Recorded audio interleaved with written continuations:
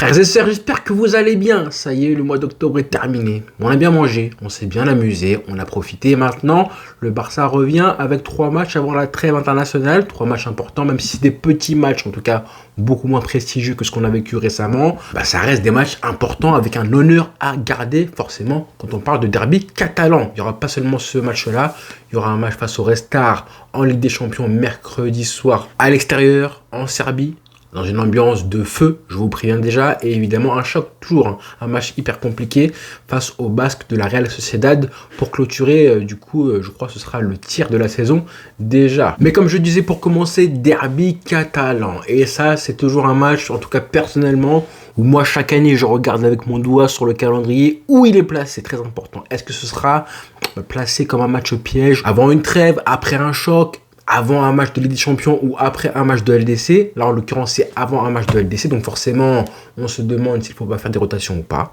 Et ce sera le cas, apparemment, selon la presse espagnole qui dit que le Barça devrait faire 2 ou 3 changements pour ce match-là. Mais bon, comme je disais, derby catalan, l'honneur du Barça. On va pas se mentir, les amis, il y a des clubs qu'on aime beaucoup. Il y a un club par-dessus tout qu'on aime, qu'on adore, en tout cas si vous suivez cette chaîne-là.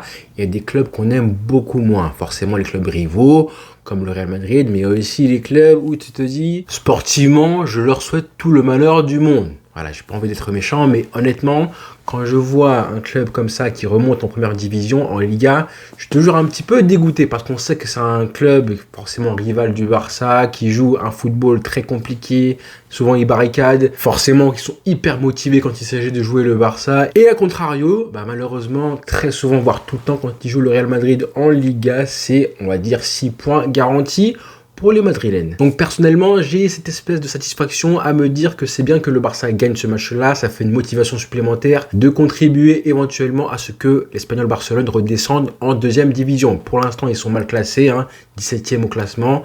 Juste un seul point devant la zone de relégation. Et il y a des équipes comme Las Palmas, 18e, Valence, emblématique en Liga, qu'on a plus, en tout cas moi personnellement, plus envie de voir rester en Liga que l'Espagnol Barcelone. Et si je suis vraiment honnête, les frères, mon rêve absolu, c'est de voir 3 équipes bien précises reléguées en deuxième division. C'est évidemment l'Espagnol Barcelone, Retafe, pour des raisons qu'on connaît, et évidemment, en dernier, le Real Madrid. Donc voilà, derby catalan, avant de parler de ça, évidemment, on a vu que le match Valence-Real Madrid a été officiellement reporté à une date ultérieure. On verra quand, mais c'est l'occasion pour le Barça de prendre 9 points d'avance. Déjà, et même si c'est que provisoirement, c'est aussi important de les prendre pour mettre la pression sur le Real Madrid quand ils joueront du coup face à Valence ce match-là. Toujours un petit avantage psychologique de jouer avant le Real Madrid. Donc oui, c'est une petite équipe, ça n'a pas de secret, c'est un match avant la Ligue des Champions, donc attention mentalement à ne pas être trop se projeter à mercredi. En plus, un match un dimanche à 16h, et on souhaite que le Barça parfois il n'est pas forcément réveillé à ce moment-là. Mais globalement, pas de gros danger côté,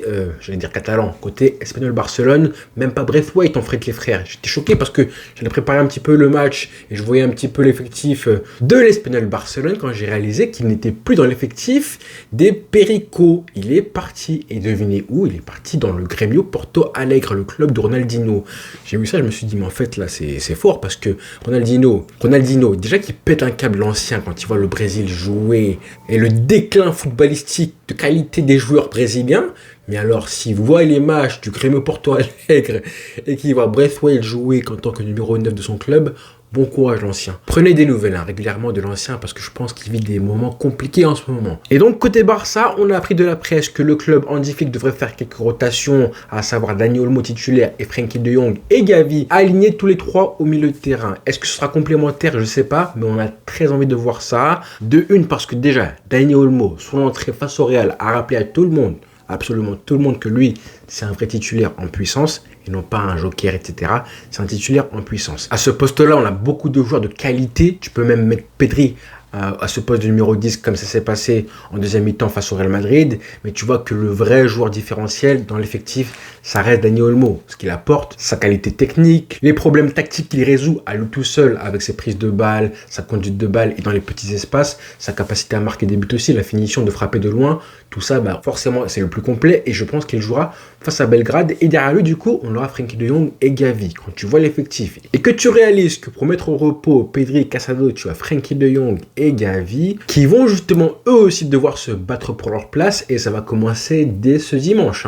Frenkie de Jong, on ne sait pas vraiment à quel poste il peut jouer, quel poste il peut sauter entre Pedri et Casado. Quand tu vois son entrée de jeu face au Real Madrid au Classico, tu te dis que ce mec-là, en fait, lui aussi, je pense qu'on l'a un petit peu sous-estimé. Je pense que lui aussi, il a rappelé à tout le monde qu'il n'était pas là pour être sur le banc ou joker. C'est un titulaire en puissance. Il a des qualités et des qualités que personne d'autre dans l'effectif ne possède. Et c'est clairement un joueur, rien que par sa présence, te résout des problèmes tactiques que te posent les équipes adverses. Ce sera forcément une semaine décisive pour Frenkie de Jong, quoi qu'il arrive. Imaginons il fait un bon match là ce dimanche. Qu'est-ce qui va se passer ensuite?